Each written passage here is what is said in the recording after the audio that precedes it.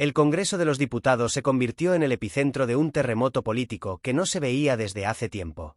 El presidente Pedro Sánchez, con la mirada fija y la voz segura, salió al hemiciclo con la determinación de desarmar a sus rivales políticos y reivindicar con autoridad la gestión de su gobierno. No fue un discurso más, fue una demostración de poder, un auténtico golpe maestro que no solo dejó sin argumentos a Alberto Núñez Feijóo y Santiago Abascal, sino que también logró despertar la ovación inesperada de varios varones socialistas, algo poco común dada la dinámica interna del PSOE en los últimos años. Desde la sesión de control, el ambiente ya se olía tenso. Feijóo, líder del PP, había preparado una batería de críticas que iban desde la inflación hasta la crisis energética, pasando por la gestión de la pandemia y la supuesta dependencia del gobierno de los independentistas catalanes y vascos. Abascal, por su parte, no dejó de lanzar perlas xenófobas y discursos de España dividida, como parte de su estrategia habitual para movilizar a su base electoral. Pero el problema para ellos fue que Sánchez no llegó para escuchar, sino para aplastar. El presidente del gobierno comenzó su intervención con una serenidad y una claridad que parecían meditar cada palabra. Se dirigió primero a Feijóo con un tono que combinaba el reproche y la firmeza. Señor Feijóo, usted ha venido hoy a este congreso a repetir un guión aprendido, un discurso que solo refleja la desesperación de quien no tiene nada que ofrecer a los españoles salvo ruido y confrontación vacía. Esta frase inicial ya encendió a la bancada socialista, que sabía que su líder no iba a perder ni un segundo en medias tintas.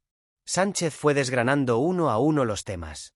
Sobre la inflación, explicó cómo la subida de los precios no es un fenómeno exclusivo de España, sino global, consecuencia de la crisis energética provocada por la guerra en Ucrania y la inestabilidad internacional.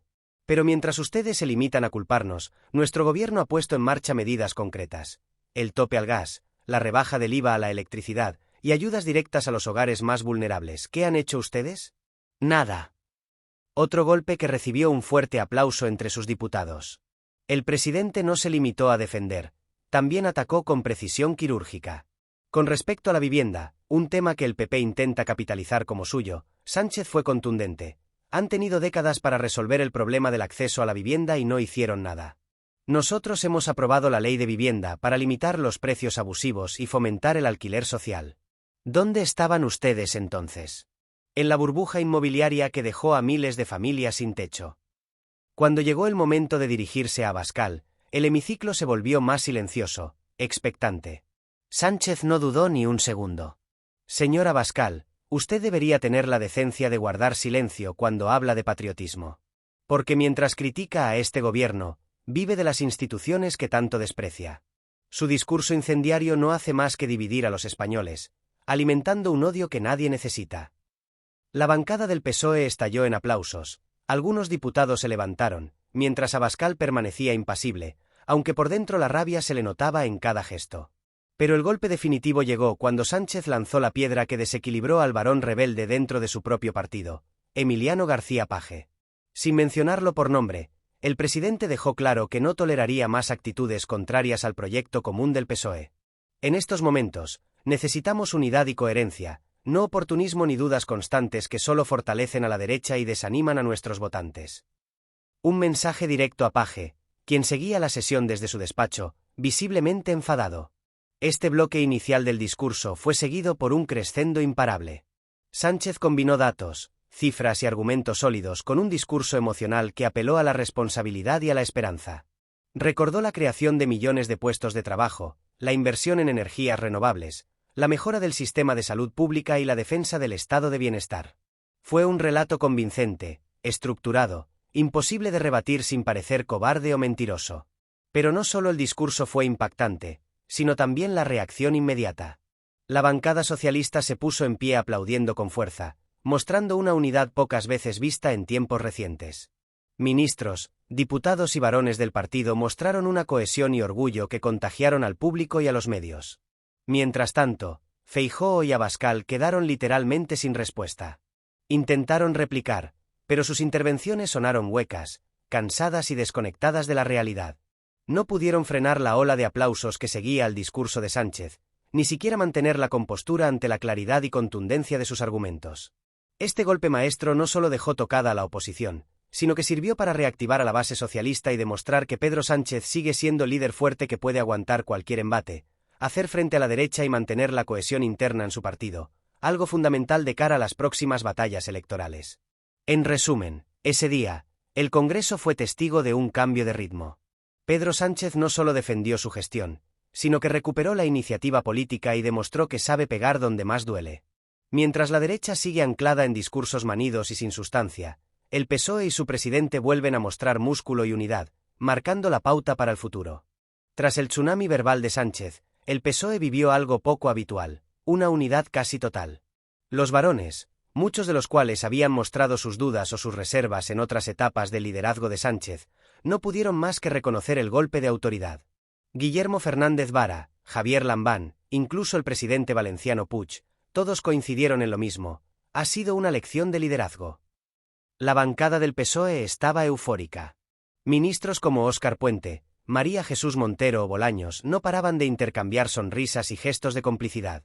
Habían sido testigos de cómo su presidente no solo desmontaba las críticas, sino que además salía fortalecido en un contexto de ruido mediático y fuego cruzado. Así sí, murmuraban algunos asesores en los pasillos del Congreso. Así, gana elecciones. En los medios, el discurso fue calificado como contundente, una jugada maestra y el punto de inflexión que necesitaba el Ejecutivo. Pero más allá de titulares, lo importante fue el efecto interno. El PSOE, tantas veces dividido, salía de esa sesión más cohesionado. Incluso diputados díscolos o con perfil crítico reconocían que Sánchez había sido brillante y que había desnudado a la oposición sin necesidad de caer en insultos o exageraciones. Pero claro, no todos estaban contentos. Desde Toledo, García Page se mostró esquivo con los periodistas. «Yo tengo mi estilo», dijo, visiblemente molesto. El problema es que su estilo ahora chirría con la ola de entusiasmo que ha provocado Sánchez. El presidente manchego, acostumbrado a jugar el papel de verso suelto, se ha quedado descolocado. Porque mientras el PSOE cierra filas con su líder, él queda como el que da la nota. Y no precisamente una nota afinada. Page sabe que cada vez que Sánchez da un golpe de autoridad, su margen se reduce. Ya no es el moderado necesario, sino el traidor oportuno. Y eso en política se paga. Más aún si sus intervenciones son aprovechadas por el PP o por Vox para atacar al gobierno. La militancia empieza a hartarse de sus críticas desde dentro. Y lo que es peor, los votantes también. La reacción de la derecha tras la intervención fue reveladora. Feijóo no supo replicar. Volvió a leer su guión, ajeno a lo que acababa de pasar. Su tono sonaba hueco, repetitivo, desconectado. Abascal, por su parte, intentó volver al terreno de siempre: inmigración, seguridad, España rota, pero el golpe ya estaba dado. Nadie le prestaba atención. El hemiciclo estaba con Sánchez. Y es que ese día no solo se impuso un discurso, se impuso un relato. Pedro Sánchez logró lo que pocos: marcar la agenda, callar a la oposición y reafirmar a su partido en un solo acto. Su estrategia de resistir, de aguantar, de hablar con firmeza sin caer en la bronca fácil, está dando frutos. Y cuando los datos acompañan, el relato cuaja. Para la izquierda, fue un balón de oxígeno. Muchos votantes progresistas estaban desmovilizados, desencantados. Pero con intervenciones así, la esperanza vuelve. Porque más allá de ideologías, la gente quiere ver liderazgo. Quiere ver a un presidente que no se achanta, que planta cara y que defiende con convicción lo que ha hecho. Y Sánchez, ese día, cumplió. Ahora la pelota está en el tejado de la derecha. Tendrán que cambiar de guión, porque el de siempre ya no les funciona. Y dentro del PSOE, Page tendrá que decidir si quiere seguir jugando a la equidistancia o sumarse de una vez por todas al proyecto que, guste más o menos, lidera y seguirá liderando Pedro Sánchez. Porque si algo quedó claro, es que mientras unos gritan y se contradicen, otros gobiernan. Y ese, al final, es el mayor golpe que se puede dar en política. Salud y lucha.